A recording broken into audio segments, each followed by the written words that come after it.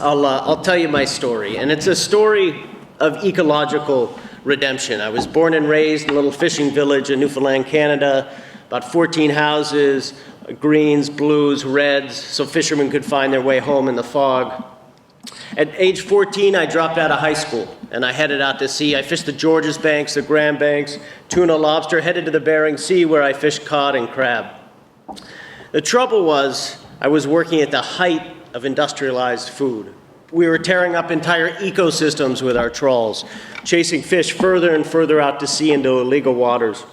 And I've personally thrown tens of thousands of bycatch back into the sea. And it wasn't just that we were pillaging. Most of my fish was going to McDonald's for their fish sandwich.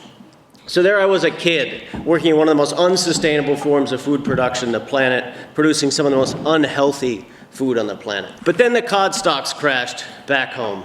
And this created a split in the industry.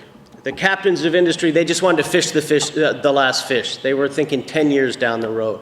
But there was a younger generation. We were thinking 50 years out. We wanted to make a living on the ocean. I want to die on my boat one day. That's the measure of success. So I began to reimagine my occupation and my farm. And then after 29 years of working on the oceans, I've remade myself as a 3D ocean farmer, growing a mix of seaweeds and shellfish for food, fuel, fertilizer, and feed. Here's a painting of the farm. And if for those of you who can't see it too well, I had a great young student do this for us. But imagine a vertical garden. We have anchors, hurricane-proof anchors on the edges, then floating ropes across the surface. Then our kelp and gracilaria, different kinds of seaweeds, grows vertically downward next to scallops and lantern nets and mussels in mussel socks. And then below the vertical garden, we've got oysters in oyster cages and then clams in the seafloor.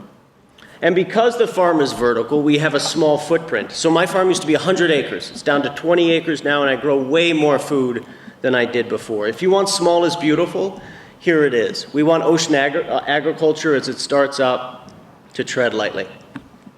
So our 3D farms are designed to address three major issues. First, develop a delicious new seafood plate in the era of overfishing and food insecurity. Second, transform fishermen into restorative ocean farmers. And third, build the foundation of a new blue-green economy that doesn't recreate the injustices of the old industrial economy. But for me, this isn't just about food. It's about transforming an entire workforce, transforming fishers into restorative ocean farmers. My job has never been to save the seas. It's really to figure out how the seas can save us. My farm used to be a barren patch of ocean. Now it's a thriving ecosystem. Fishermen, we're no longer pillagers hunting the last fish. We're a generation of climate farmers who have joined the fight to save and restore the planet. Saving the seas is not enough for me. I have 40% unemployment in my town. I wouldn't be doing this unless I created jobs for my people, unless it opened opportunities for the 3 billion folks who depend on our oceans to make a living.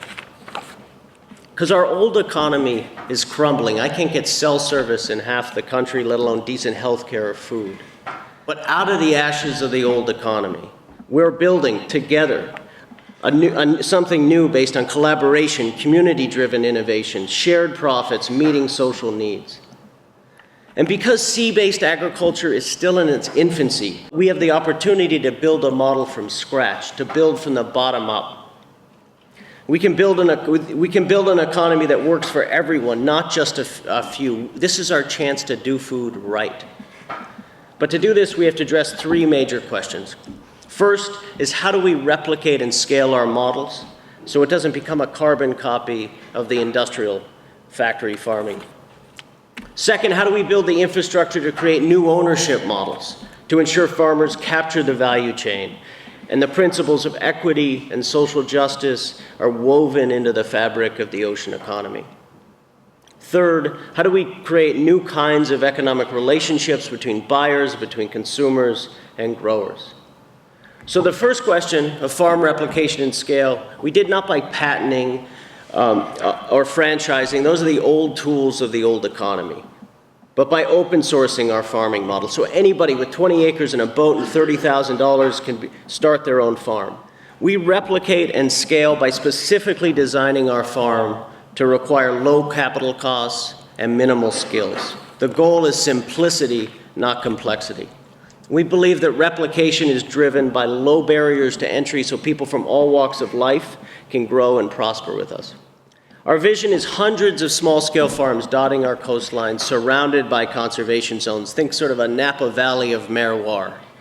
We envision 3D farms embedded in wind farms, not just harvesting wind, but food, fuel, fertilizers, of reclaiming coal plants in Bridgeport, Connecticut that are shutting down to process animal feeds and salt. We want to repurpose the fossil fuel industry, the fishing industry, to protect rather than destroy our oceans.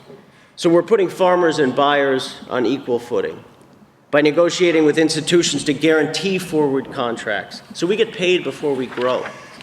And if our crops fail, both the farmer and the buyer share the loss. Because it's time for everyone to share the risk in the risky business of growing food in the era of climate change and globalization. Because climate change is not an environmental issue at all. It's an economic issue. This is our first chance in generation to grow the right way, to provide good middle-class jobs, restore ecosystems, feed the planet. This is the new face of environmentalism. This is our chance as food systems get pushed out to sea to block privatization, to protect our commons, to spread the seeds of justice. We can invent new occupations, shift entire workforces out of the old economy and into the restorative economy. This is our chance to recruit an army of ocean farmers, growing a new climate cuisine that's both beautiful and hopeful, so that all of us can make a living on a living planet. Thanks.